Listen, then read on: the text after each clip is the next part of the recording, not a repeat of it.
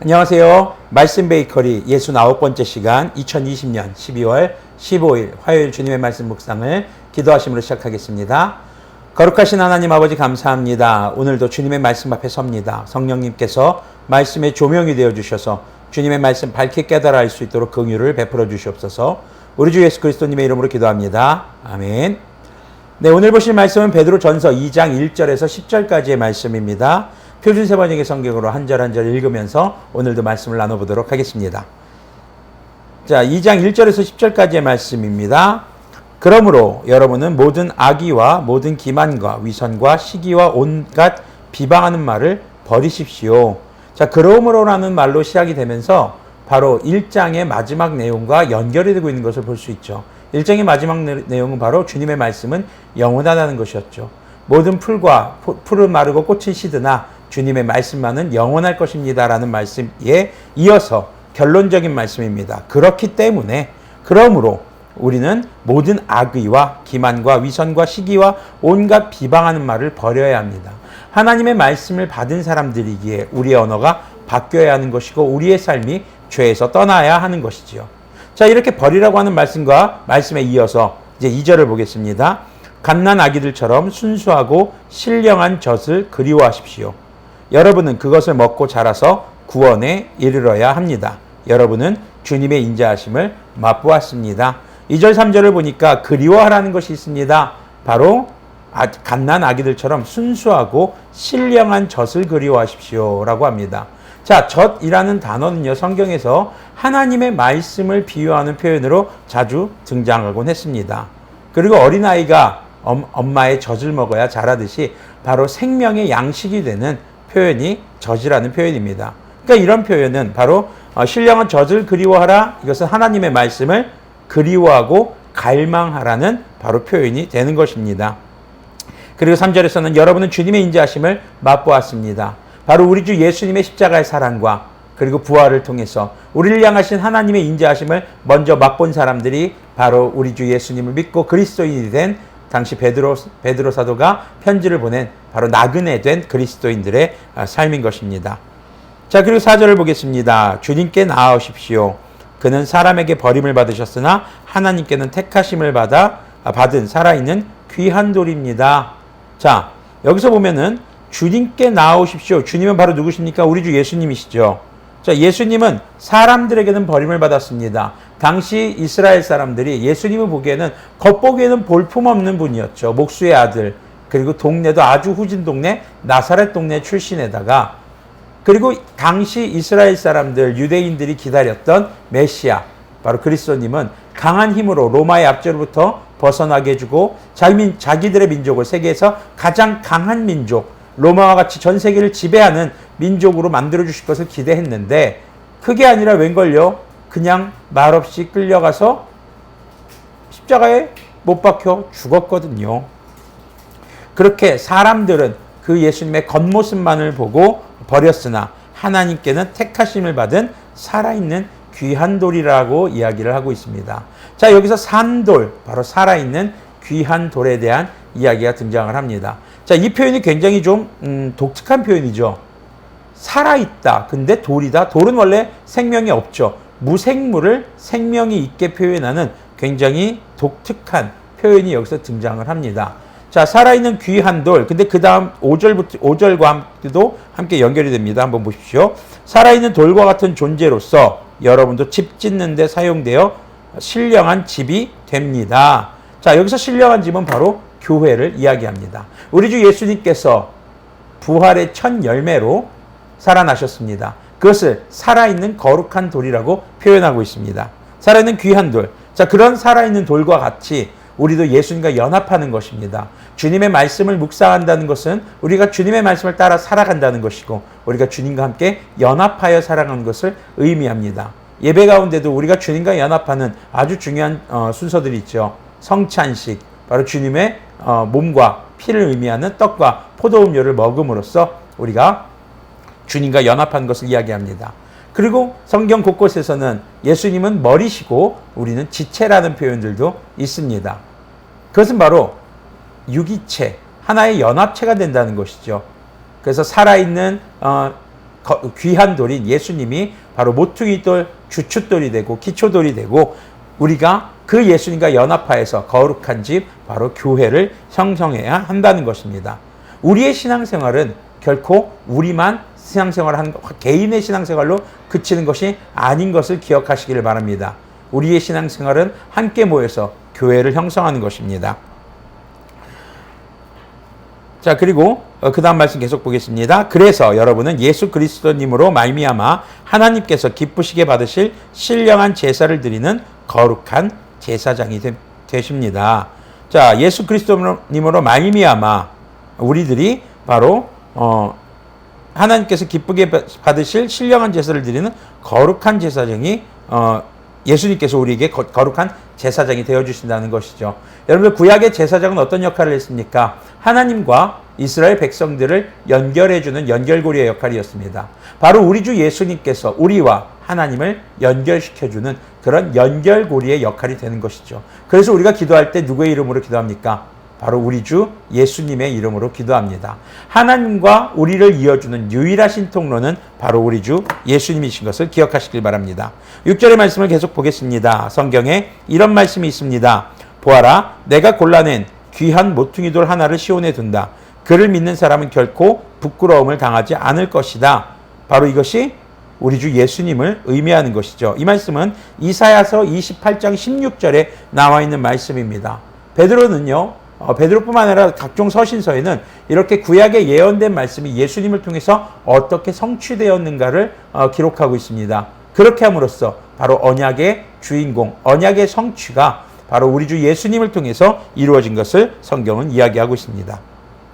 7절을 보겠습니다. 그러므로 이 돌은 믿는 사람들인 여러분에게는 귀한 것이지만 믿지 않는 사람들에게는 집 짓는 자들이 버렸으나 모퉁이의 머릿돌이 된 돌이요 또한 걸리는 돌과 넘어지게 하는 바위입니다. 그들이 걸려서 넘어지는 것은 말씀을 순종하지 않기 때문이며 또한 그렇게 되도록 정해 놓으셨기 때문입니다. 자, 믿는 사람들, 그리스도인들에게 예수님은 귀한 돌입니다. 그리스도인들에게 교회는 귀한 모임입니다. 그리스도인들에게 성경은 소중한 말씀입니다. 그런데 그리스도인이 아닌 사람들, 바로 예수님을 믿지 않는 사람들에게 이 돌은 걸려 넘어지게 하는 걸림돌인 것이죠. 왜요? 죄에 대해서 정죄하는 내용이 말씀 속에 들어가 있습니다. 믿는 자는 그 말씀을 통해서 악에서 떠나 선한 삶을 추구하는 것이지만 믿지 않는 사람들의 기준은 무엇입니까? 나의 좋고 싫음.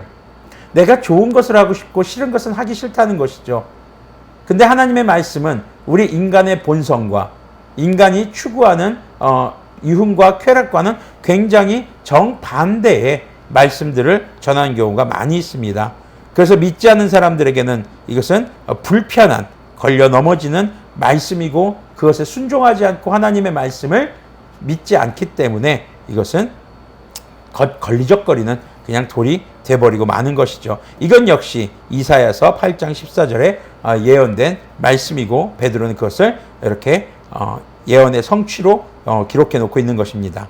9절의 말씀을 보겠습니다. 그러나 여러분은 택하심을 받은 족속이요 왕과 같은 제사장들이요 거룩한 민족이요 하나님의 소유가 된 백성들입니다. 그래서 여러분을 어둠에서 불러내어 자기의 놀라운 빛 가운데로 인도하신 분의 업적을 여러분이 선포하는 것입니다. 자, 택하심을 받은 족속, 왕과 같은 제사장, 거룩한 민족, 그리고 하나님의 소유. 우리 주 예수님께서 십자가에 못 박혀 돌아가심으로 우리의 죄를 사하셨고 이제는 우리가 하나님께 선택받은 족속이 됐다는 겁니다. 누구든지 그리스도인들이 되었을 때, 성도라는 이름을 불리게 될 때 바로 그 사람들이 하나님의 소유, 거룩한 민족, 왕과 같은 제사장, 그리고 택하심을 받은 민족이 되는 것이죠. 여기서 중요한 것은요, 택하심을 받았다는 것을 여러분들 주목하시길 바랍니다. 여러분들이 하나님을 믿기로 선택한 것이 아닙니다.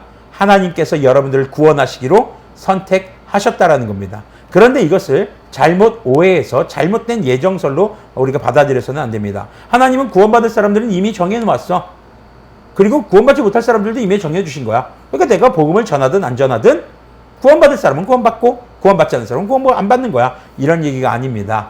다른 사람에게 적용하는 것이 아니라 내가 지금 예수님을 믿고 그리스도인, 성도가 된 것에 대해서 나의 선택이나 나의 노력이 아니라 오직 하나님의 은혜로 된 것임을 강조하는 말이 바로 택하심을 받았다라는 말인 것을 기억하시길 바랍니다. 그리고 우리는 죄인일 때는 바로 사탄의 소유였으나, 공중의 권세를 잡은 사탄의 소유였으나 예수님의 생명값으로 우리를 사오신 그 하나님의 이제 소유가 된 것입니다. 여러분들 물건을 살 때 값을 치르죠. 죄에 대한 값이 뭐였습니까? 죽음이었습니다. 우리가 죄인인 상태에서 죽으면 영원한 사탄의 소유가 됩니다. 그렇기 때문에 우리 대신 죄가 없으신 예수님께서 생명을 내어주심으로 우리의 죄값을 치르셨고 우리를 그 사망 저주에서 건져내셔서 하나님의 소유로 만들어주신 것이죠. 그래서 제 뒤에 있는 이 십자가는 바로 하나님께서 우리를 사셨다라는 영수증입니다. 마트에서 물건을 사갖고 나올 때 영수증을 꼭 잘 챙겨야 되는 이유가 뭡니까? 내가 샀다라는 것을, 내 소유라는 것을 증명하는 것이죠. 마찬가지로 우리가 십자가를 바라보면서 기억해야 되는 것은 나는 하나님의 소유다. 우리가 이것을 기억해야 할 것입니다. 그래서 여러분들을 어둠에서 불러내어 자기의 놀라운 빛 가운데로 인도하신 분의 업적을 여러분이 선포하는 것입니다. 여기서 한번 보시기 바랍니다. 우리를 어둠에서 불러내셔서 하나님의 놀라운 빛 가운데로 인도하신 분의 업적, 우리가 그것을 선포하는 것이라고 이야기합니다. 어떻게요? 주님의 신령한 젖을 사모하고 그리고 거룩한 삶을 삶으로써요. 근데 그 거룩한 삶이 오늘 말씀에서 어떤 것으로 나와 있습니까? 우리도 예수님과 같이 살아있는 귀한 돌이 되어서 우리가 함께 연합하여 신령한 집, 바로 교회를 짓는 것이죠. 여러분들 마지막 때에 주님의 나라가 온다, 주님의 나라가 온다 하잖아요. 그때가 진짜 하나님의 완성된 완전 무결한 교회인 것을 기억하시길 바랍니다. 지금은요, 그 완전 무결한 하나님의 나라의 모델하우스가 오늘 여러분들이 섬기고 있는 교회인 것입니다. 모델하우스는 여러 가지 완전하지 않은 부분이 있죠. 그렇기 때문에 성경을 통해서 완전한 하나님의 나라, 하나님의 교회를 모델링으로 삼아서 계속 우리는 주님의 나라를 바라며 주님께서 임하실 그때에 완전해질 교회를 바라며 어쩌면 오늘도 우리가 섬기는 교회를 보수하고 말씀을 기초로 세워가야 할지도 모르겠습니다. 그런데 그 가장 중요한 건축 재료는 바로 여러분들입니다. 여러분들이 주님의 말씀을 따라서 그렇게 살아가는 삶을 통해 우리의 교회가 완전한 교회를 모델링으로 하는 그렇게 온전한 교회로 세워져 갈 수 있는 것을 기억하시기를 바랍니다. 10절을 마지막 보겠습니다. 여러분이 전에는 하나님의 백성이 아니었으나 지금은 하나님의 백성이요 전에는 자비를 입지 못한 사람이었으나 지금은 자비를 입은 사람입니다. 주님께서 생명을 주셔서 우리를 구원해 주셨습니다. 우리가 그 자비를 입은 백성답게 살아가기를 소망합니다. 오늘 그 자비를 입은 백성답게 살아가는 두 가지. 첫 번째는요, 우리가 신령한 젖인 하나님의 말씀을 사모하는 사람들이 되길 바랍니다. 여러분들, 우리가 말씀이 없이는 성장할 수 없습니다. 말씀이 없이는 우리는 그리스도인답게 살아갈 수 없습니다. 그럼 말씀이 전부이냐? 아닙니다. 말씀은 기초입니다.